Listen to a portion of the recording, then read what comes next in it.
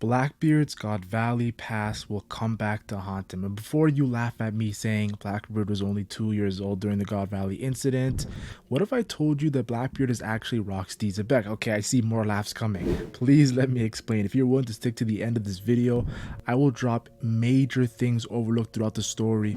And with Egghead Island heading towards its end, and with the God Valley incident flashback about to be revealed, and Blackbeard's ship currently looming outside of Egghead Island, there are things that are about to get hectic, and I feel like we gotta jump on this quick. First things first, for me to say some outrageous things like I said in the beginning of the video about Blackbeard, I must talk about the three main things. Just get it out the way, it's so obvious. First of all, Blackbeard's ship is named the Saber of Xebec, so we know he has some sort of liking to Roxy Xebec. Then of course we have to mention that Blackbeard also is a historian, and of course he made Pirate Island Beehive his headquarters, and he kicked out Wang Ji from Pirate Island Beehive, the former Crocs crew member. So I'm not too sure if I said 4 things, but that's just some quick tidbits I should say before I actually get into the real juicy information that's going to shock you guys' minds. Stick to the end of the video. But before we jump into that, you must understand the progression of Blackbeard's character. His debut, of course, was early on in the story, before we even reached Skypiea, the Jaya arc, where Blackbeard and Luffy are both in pretty much their own world, eating the cherry pie, and of course abruptly yell at the bartender and have an opposite reaction to the taste of the cherry pie. Of course, Blackbeard loves it, Luffy hates it, and then of course that pissed each other off. It was a pretty funny moment, and then they do the exact same thing when they drink the drink. Of course, Luffy loves it, Blackbeard doesn't like it. It's just a reverse reaction, and the bartender hilariously replies, "I don't give a shit, bro. I didn't make the food. I'm not the cook." It was just funny to me. And then they started roasting each other and competing with each other of how much pies they can eat and how much meat they can eat, and it was just funny seeing them go at each other. These characters that we know, jokes aside, there's actually some real beef now in the current story between these two guys. Of course, this leads to the age-old question that every one of you guys probably got through growing up as a kid. Yo, when you get into a roasting battle, do you want to fight? Yes, a fight was about to happen in a roast session like back in school days. And then of course Blackbeard asks what is his bounty, and Luffy says 30 million, and Blackbeard says you're lying. So the disrespect just continues. Of course, when Blackbeard finally leaves because they can't fight in the bar, he walks by Bellamy and gives a confused look, kind of like, like who does this guy think he is? And that's how I perceived it, because let's be honest here, Bellamy is a scrub. He's not that powerful. And I do want to say this is the same man, Blackbeard, who has seen prime Goldie Roger and Whitebeard battle, prime Silver's Rayleigh and Kozuki Yoden battle. He's just seen the Whitebeard Pirates and the Roger Pirates battle because he was a part of the Whitebeard Pirates in their heyday, guys. Of course, after Luffy and Zoro get the shit beat out of them, Nami, of course, is very upset, and she's dragging their bodies outside the bar, and Blackbeard tells them Sky Island does exist with confidence, and then of course lets Nami know that Luffy and Zoro won that fight, which of course goes over her head because it's a very abstract claim to say, and Nami doesn't understand what Blackbeard is actually going with this conversation. It just confuses her. Then he lets Nami know that her comeback was impressive as well, and saying that she has guts, and we all know Nami to this current story, like she's always been a courageous character from the start to finish. Yo, that's why we love Nami as a character. Yo, she's gonna tell it how it is. That's her whole thing. And then Blackbeard says the age of the pirate dreams are over. Huh? What? Like, he's just questioning these guys' statements, how dumb it is, and says people's dreams don't ever end, or a man's dream never dies, the iconic line that pretty much every One Piece fan knows. And then he says, ain't that right? As the town people berate him with laughter, yo. Like, they're just laughing at Teach, and you know, it's funny, Luffy's not laughing once, yo. He's just staring right at Blackbeard. And then Blackbeard replies to that too, saying, let them laugh. If you know, if you're aiming for the top, you don't always need your fist to fight. And as Luffy continues to, of course, ignore Zoro, who says let's go, and ignore Nami, who's calling Luffy, he just continues to look at Blackbeard in complete, just like a dazed stare. It takes Blackbeard to actually end this whole moment by saying, I know you have to go somewhere, I have to leave, and of course tells Luffy he hopes he makes it to Sky Island. That's how you introduce a character, and that's why Oda's a genius. The most ruthless, savage character in the One Piece story. That's how Blackbeard's introduced in the One Piece story. Isn't that crazy? But what I want to talk about, the reason why I brought up Blackbeard's debut wasn't because of how legendary it is. I've talked about that many times on my channel. The reason is because Luffy and Zoro both confirm it's not just one person, guys. And Luffy and Zoro are the current characters that have Conqueror's Haki on the Straw Hat Pirates. So I'm going to take their word that they're not talking about Blackbeard's crew. They're talking about Blackbeard himself is not just one person. And we've seen Blackbeard's behavior change from here on out throughout the story, yo. He's like, he gets sometimes moments of like what we saw in early Jaya, but he's always so hectic and chaotic compared to how calm he was when he was actually doing that motivational speech.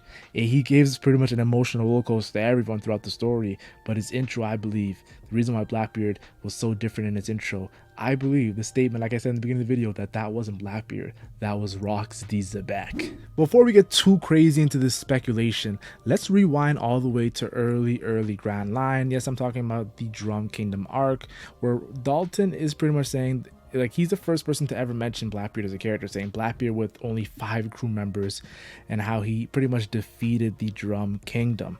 Like, Blackbeard defeated the Drum Kingdom, and some would call it a blessing. That's what he said. Some would call it a blessing that Blackbeard defeated the Drum Kingdom because they had the worst king ever who ran away when Blackbeard pulled up on the island. So Blackbeard, it kind of is like, it's just how he's first introduced. He's a very polarizing character. It's kind of similar here too. He did something bad, but at the end the outcome was actually good. Of course, fast forwarding back to the Jaya arc, I do want to say this, like, he looks and finds out that Luffy's bounty poster isn't 30 million, it's actually 100 million, and he didn't even think Luffy was worth 30 million. So 100 million just was like, damn, he was just like pretty impressed by Luffy's bounty poster, and pretty much says he wants Luffy's head for the reputation, of course, because he has a goal of trying to be a warlord. And honestly, Blackbeard is also like a completely different guy. The way he even attacked that guy who's talking shit to Blackbeard, Bellamy's right hand man, he looked like he meant no good. He was determined, and he was like, how to say, his savage self, Marshall D. Teach. And he says, like, Von Harger's kind of worried about missing Lafitte, who was supposed to meet up with him in Chaya. But Blackbeard says it best, yo, if we miss him, we miss him. It's fate. And this to me is Marshall D. Teach. And I know you guys are probably thinking I'm probably cooking up some trash right now, but I'm telling you guys right now, be patient, watch the end of the video. The guys who have already left or commented that I'm just yapping right now, they don't understand, guys. Watch the end of the video and it's all going to be, how to say this, a realization, an insight that, wow, it actually does make sense. But you got to be patient. Another moment in which I feel like Blackbeard's personality seemed a little off was, of course, when he was acting completely stupid to Ace, like pretty much calling him Commander Ace when Ace doesn't even like him. It like almost like nothing happened between Ace and Blackbeard. Like, you didn't do a horrendous deed on the Whitebeard pirate ship and Ace was your commander. And he deflects the small, like, Ace just deflects the small talk that Blackbeard is doing and says, you live twice as long as me and you know why I'm here. Like, cut the bullshit. And then goes on to say, like, Blackbeard pretty much says Whitebeard era was over, join my crew, and reveals, like, pretty much he's after Ace's little brother Luffy, and Ace is like, now I have to take you out for saying those things. And it's just the icing on the cake of how weird this interaction was between Blackbeard and Ace, guys. He just, all the things you weren't supposed to say, he pretty much said. Later, after Ace actually hits Blackbeard with an attack, this is where I personally believe the personalities mix up, the change into Rox comes out, saying he knows Ace wants to kill him. Now he doesn't act dumb, he acts very smart now. He says he knows Ace wants to kill him, and admitting to killing Thatch right in front of Ace's face, and how if he was on Whitebeard's ship, he knew he'd have the best chance of getting the Yami Yami no Mi. Pretty much stayed there for 2 decades trying to get this Delphin ability. That was his whole plan. He didn't even give a shit about the Whitebeard pirates, which I believe was pretty much the Delphin that Rox wanted initially on God Valley. Yes, I believe that, to achieve his dream of being king of the world and the strongest Logia, the Yami Yami no Mi. Let me explain why the Yami Yami no Mi was his key to being king of the world. The reason Rox wanted this ability and Teach as well is because you can remove Delphin ability users' usage of their Delphin fruits. Let's be honest here, and we've seen that against Ace when Ace couldn't be a Logia. He was just a regular human when Blackbeard grabbed him with that gravitational force. Yo, it was insane. And don't forget what we just recently saw in the Egghead Island arc when Sabo met up with the Gorosei and Immu to protect Cobra. They all transform into these powerful mythical zone Delphin users that we only seen one of them yet. Of course, I'm talking about the mythical Delphin user himself, Saturn, who has the ability to heal himself. and it pretty much is low diffing characters like Worst Generation Bonnie, and of course Billion Berry Man Sanji, and making people not be able to move. So of course this character is insane, and the other Gorosei and Immu are gonna have just as strong power, double powers, just like Saturn has. And I think Rox, who wanted to be king of the world, would need to stop the brokenness of these characters who are actually king of the world in Immu and the Gorosei. So I feel like that's why the Yami Yami no Mi is so important. Now fast forward into Impel Down. Impel Down actually has some really good Blackbeard moments when it comes to his character. After we see that speech about justice and how pretty much you can't let pirates escape Impel Down and how evil they do outside in the outside world. Yeah, Blackbeard says give it a rest, talking about this justice and evil. Wherever you look, there is no answer. And it sounds just like the opposite of the man we saw, the man with the speech on Jaya. It sounds exactly the opposite. And that's because that is the opposite. It is Marshall D. Teach. It's not the same man, guys. Then he goes on to talk shit to Luffy being Ace's little brother. And pretty much he says, if you don't rush, you're going to miss your brother's execution. He's just talking a whole bunch of bullshit to Luffy. Then he tells Luffy, go visit Ace's grave and say thanks because it would have been you. In which Luffy just can't take this much respect, and I wouldn't take it too. It wouldn't be me though. So Luffy definitely had to attack, and he did, hitting Blackbeard with a devastating punch, and he deserved it after all the shit he was talking. Of course, after Blackbeard retaliates with the Yami Yami no Mi, Jinbei stops Luffy from continuing the battle and says pretty much, this man stayed on Whitebeard's ship a long time, and he was always a mysterious man. Jinbei saying this is pretty much helping my video, evidence to my video, saying that Blackbeard was on the ship for so long, but he's always a mysterious man.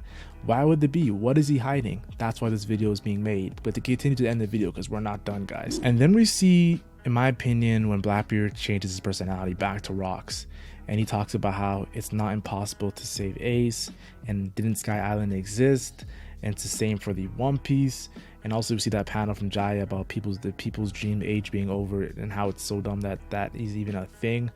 It's just, honestly, the connection that I talked about earlier, it's all making sense here if you put the patterns together. But we're not done yet, guys. There's still a lot more to talk about. If we fast forward to Marineford War, when Blackbeard was facing his former captain Whitebeard and his former pops, he said, I respected you, I admired you, but you grew old, so you couldn't even save Ace when I left him there for you to save him. And damn, like, Blackbeard wasn't holding back on the disses. But then he changes his personality again, saying when Whitebeard is about to attack him, I'm your son, you can't kill me. Of course, that's pretty funny because Whitebeard just thinks about this guy and all the things he's done and just quakes him to the face. And then Blackbeard just goes back to talking shit, saying, you half-dead monster, just shut up and die, and gets his whole crew to attack Whitebeard. And that was pretty much the end of the legendary Whitebeard. But before Whitebeard left, he did leave Teach with a final message. And I think this message wasn't just only for Teach, it was also for Roxy Xebec, the greatest foe to Goldie Roger. The man Roger is waiting for is not you. And that hit deep, guys. Like, because let's be honest here, we seen it when he was talking to Roger. I think it was in Wano, I'm not too sure where it was, but it was after Roger became Pirate King. Talks about running to a lot of guys with the initial D, of course Roxy Xebec, his former captain, and having a guy named Teach who has the D initial, of course Blackbeard.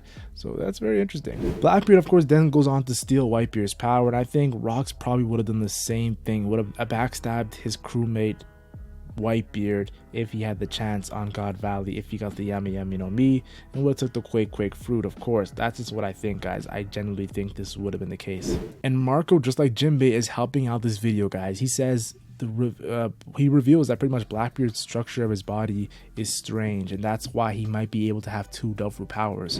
And if you fast forward all the way to post-timeskip, we see moments of like Blackbeard who really want to Boa Hancock's power, and I'm thinking Blackbeard always moves with a purpose, especially when he has Rox behind him too. I think he probably knows how useful that power is during the Void Century or in history, and against the Gorosei and Immu as well. We just don't know it yet, and Boa is going to be a really key important factor in the final war.